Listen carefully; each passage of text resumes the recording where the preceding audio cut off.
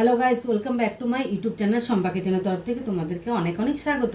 তো আজকের রেসিপিটা হচ্ছে চালতার আচার। তো কিভাবে বানাবো তো চলো দেখাই।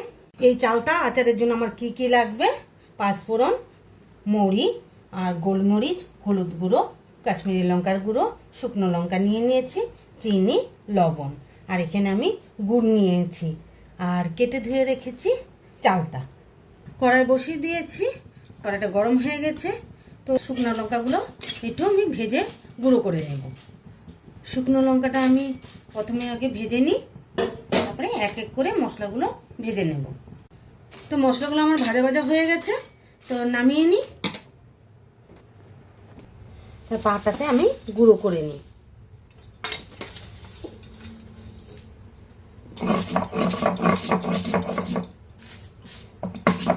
তো আধ ভাঙা করে নেব।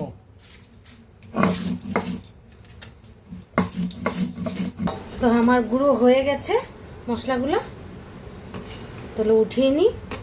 এখন আমি চালতাগুলো থেতো করে নেব। তো এক এক করে চালতাগুলো থেতো করে নিই।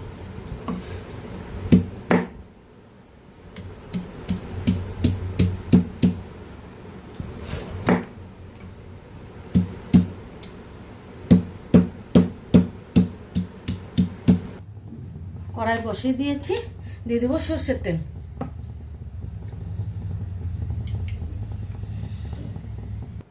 তেল গরম হয়ে গেছে, তো ফোড়নের জন্য আমি প্রথমে শুকনো লঙ্কা দিয়ে দিচ্ছি, দিয়ে দেবো পাঁচফোড়ন।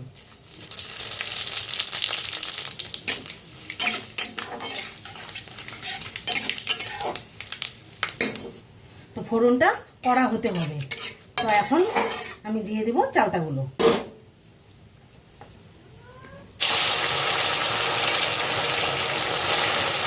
সব দিয়ে দিয়েছি চালতাগুলো, ভালোভাবে এখন নেড়ে নিই। তো দিয়ে দিব লবণ,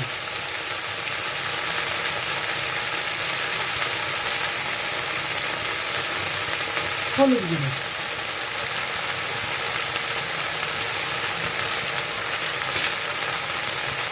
কাশ্মীরি লঙ্কার গুঁড়ো, একটু কালার জন্য দিয়ে দিচ্ছি। এখন ভালোভাবে নেড়ে ঢেকে রাখবো, সিম জাল করে। জল দেব না।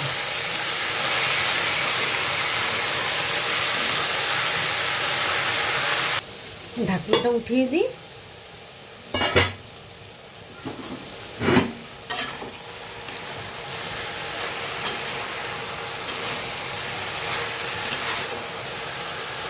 আর একটু সিদ্ধ হবে, তো 2 মিনিটের জন্য আবার ঢেকে রাখি।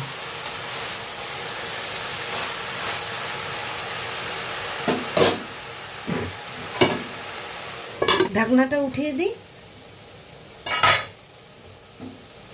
সিদ্ধ হয়ে গেছে ভালোভাবে।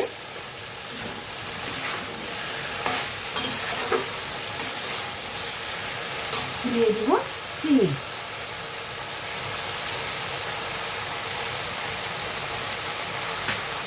আর দিয়ে দেবো গুড়। ভালোভাবে নেড়ে নিই, তারপর গুড়টা দিয়ে দেবো।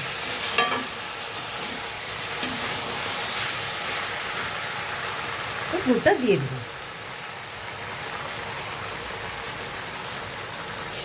খুব ভালোভাবে নেড়ে নেব।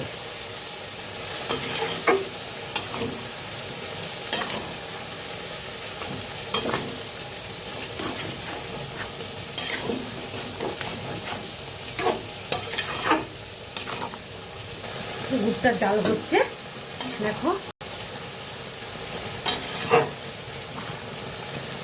আবারও কিছুক্ষণ সময়ের জন্য ঢেকে রাখবো। জাল হয়নি, সিম জাল করে দেবো। এখন গুড়টা আমার টেনে গেছে, তো এখন ভাজা মশলাটা আমি দিয়ে দেব।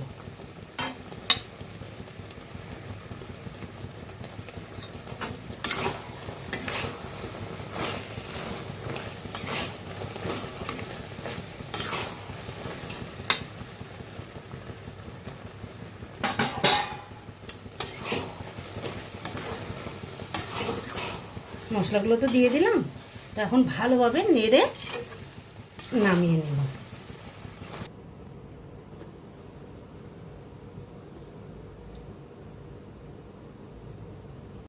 আমার এই রেসিপিটা কেমন লেগেছে অবশ্যই কমেন্টে জানাবে, আর লাইক শেয়ার এন্ড সাবস্ক্রাইব করতে একদম ভুলবে না। বাই।